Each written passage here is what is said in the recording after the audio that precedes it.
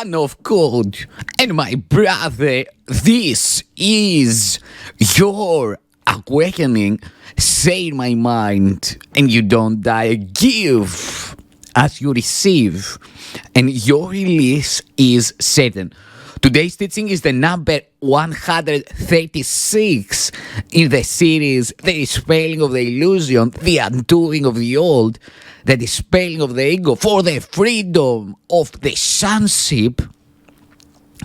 And the name of this teaching is Sickness is a Defense Against the Truth. Sickness is a defense against the truth. Practice awareness of presence, practice stillness, and give this thought into your mind, Holy Son of God. Sickness is a defense against the truth. Sickness is a defense against the truth.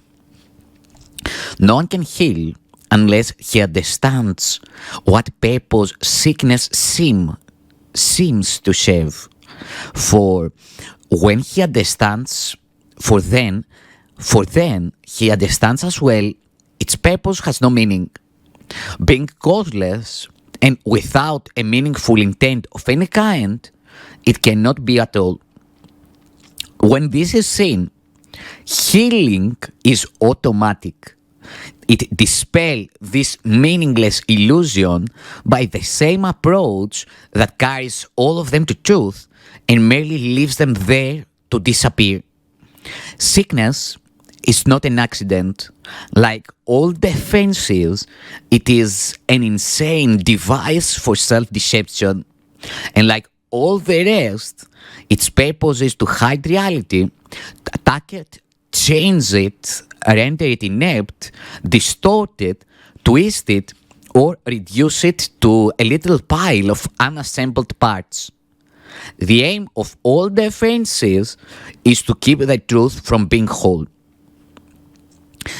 The parts are seen as if each one were whole within itself. Defenses are not unintentional, nor are they made without awareness. They are secret magic wands. They are secret magic wands you wave when truth appears to threaten what you would believe. They seem to be unconscious, but because of the rapidity with which you choose to use them. In that second, even less, in which the choice is made, you recognize exactly what you would attempt to do and then proceed to think that it is done. Who but yourself evaluates a threat, decides escape is necessary, and sets up a series of defenses to reduce the threat that has been judged as real? All this cannot be done unconsciously, but afterwards your plan requires that you must forget you made it, so it seems to be external to your own intent, a happening beyond your state of mind, an outcome with a real effect on you, instead of one affected by yourself. It is this quick forgetting of the part you play in making your reality that makes defenses seem to be beyond your own control. But what you have forgot can be remembered, given willingness to reconsider the decision, which is doubly shielded by oblivion. Your not remembering is but the sign that this decision still remains in force as far as your desires are concerned. Mistake not this for fact. Defenses must make facts unrecognizable. They aim at doing this, and it is this they do. Every defense takes fragments of the whole, assembles them without regard to all their true relationships, and thus constructs illusions of a whole that is not there. It is this process that imposes threat and not whatever outcome may result.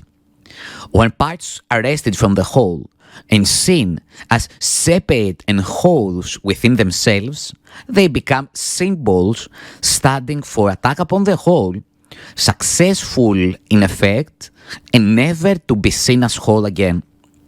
And yet, you have forgotten that they stand but for your own decision of what should be real to take the place of what is real. Sickness is a decision. It is not a thing that happens to you quite unsought, which makes you weak and brings you suffering. Sickness is a decision. It is not a thing that happens to you quite unsought, which makes you weak and brings you suffering. It is a choice you make, a plan you lay when, for an instant, truth arises in your own deluded mind and all your world appears to totter and prepare to fall. Now are you sick that truth may go away and threaten your establishments no more? How do you think that sickness can succeed in shielding you from truth? Because it proves the body is not separate from you, and so you must be separate from the truth. You suffer pain because the body does, and in this pain are you made one with it. Thus is your true identity preserved, and the strange hardened thought that you might be something beyond this little pile of dust, silenced and still. Let's repeat one more time. How do you think that sickness can succeed in shielding you from truth? Because it proves the body is not separate from you, and so you must be separate from the truth. You suffer pain because the body does, and in this pain are you made one with it. Thus is your true identity preserved, and the strange, hardening thought that you might be something beyond this little pile of dust, silenced and stilled. For see, this dust can make you suffer, twist your limbs, and stop your heart, commanding you to die and cease to be. Thus is the body stronger than the truth, which asks you live, but cannot overcome your choice to die. And so the body is more powerful than everlasting life, heaven more frail than hell, and God's design for the salvation of His Son opposed by decisions stronger than His will. His Son is dust, the Father incomplete, and chaos sits in triumph on His throne. Such is your planning for your own defense, and you believe that heaven quails before such mad attacks as these, with God made blind by your illusions, truth turned into liars, and all the universe made slave to laws which your defenses would impose on it. Yet, who believes illusions but the one who made them up? Who else can see them and react to them as if they were the truth? God knows not of your plans to change His will. The universe remains unheeding of the laws by which you thought to govern it. And heaven has not bowed to hell, nor life to death. You can but choose to think you die, or suffer sickness, or distort the truth in any way. What is created is apart from all of this. Defenses are plans to defeat what cannot be attacked.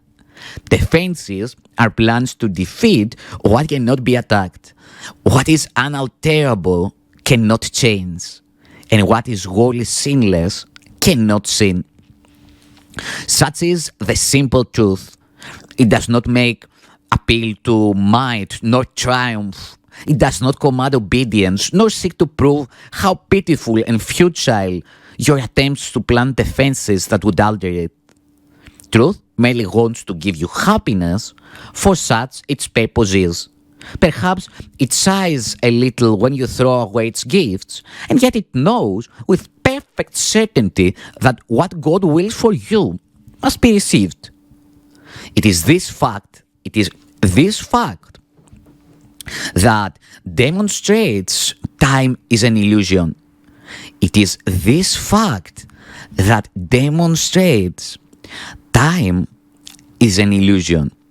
For time lets you think that what God has given you is not the truth right now, as it must be. The thoughts of God are quite apart from time, for time is but another meaningless defense you made against the truth. Yet, what He wills is here, and you remain as He created you.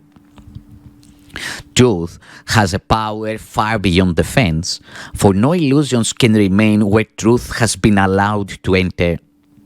And it comes to any mind that would lay down its arms and cease to play with folly. It is found at any time.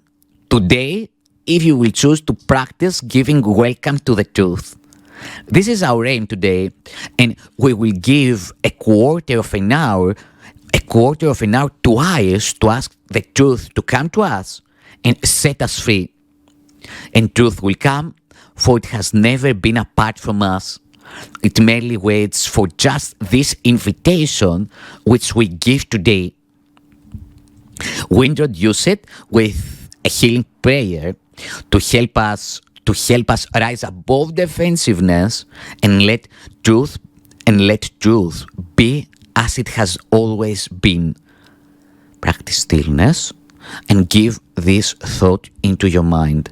Sickness is a defense against the truth. I will accept the truth of what I am and let my mind be wholly healed today. Sickness is a defense against the truth. I will accept the truth of what I am and let my mind be wholly healed today. Healing will flash across your open mind as peace and truth arise to take the place of war and vain imaginings. There will be no dark corners sickness can conceal and keep defended from the light of truth. There will be no dim figures from your dreams, nor their obscure and meaningless pursuits with double purposes insanely sought. There will be no dim figures from your dreams, nor their obscure and meaningless pursuits with double purposes insanely sought remaining in your mind.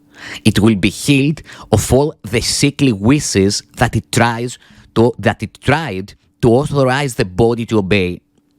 Now is the body healed, because the source of sickness has been opened to relief. And now you will recognize you practiced well by this.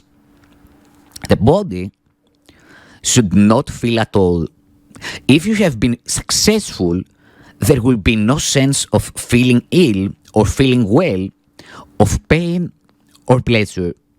No response at all is in the mind to what the body does. Its usefulness remains and nothing more. Perhaps you do not realize that this removes the limits you had placed upon the body by the purposes you gave to it. As these are laid aside, the strength the body has will always be enough to serve all truly useful purposes. The body's health is fully guaranteed because it is not limited by time, by weather or fatigue, by food and drink, or any laws you made it serve before. You need do nothing now to make it well, for sickness has become impossible. Yet, this protection needs to be preserved by careful watching. If you let your mind harbor attack thoughts, yield to judgment, or to make plans against uncertainties to come, you have again misplaced yourself and made a bodily identity which will attack the body, for the mind is sick. Give instant remedy should this occur by not allowing your defensiveness to hurt you longer. Do not be confused about what must be healed, but tell yourself, I have forgotten what I really am, for I mistook the body for myself. Sickness is a defense against the truth, but I'm not a body and my mind cannot attack. So I cannot be sick. Thank you.